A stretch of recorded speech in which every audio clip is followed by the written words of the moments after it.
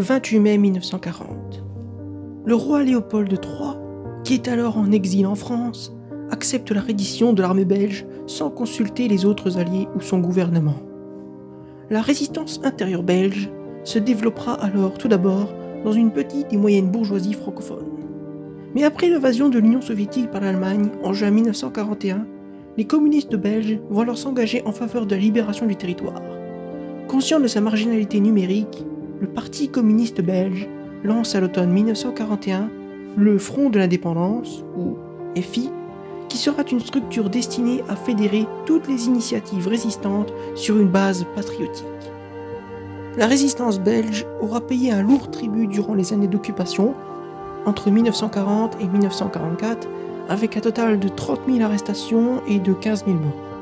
Cependant, elle aura réussi certains coups d'éclat, comme le 9 novembre 1943, où la résistance belge aura réussi l'un des coups les plus audacieux de son histoire, ainsi que de l'histoire de la presse clandestine, en diffusant au nez à la barbe de l'occupant nazi une pastiche du Soir volé, qui est le quotidien belge confisqué à ses propriétaires par la Propaganda-Abteilung, l'organisme de propagande nazi, qui avait aussi substitué à ses journalistes d'avant-guerre une rédaction composée de zélateurs de l'ordre nouveau.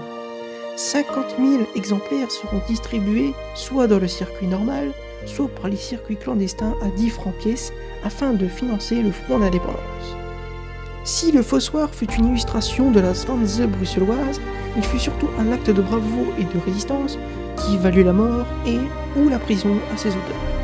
Lors de la libération du pays, au début du mois de septembre 1944, la résistance belge prit part au combat et permit notamment de préserver le port d'Anvers d'une série de destructions préparées par les nazis.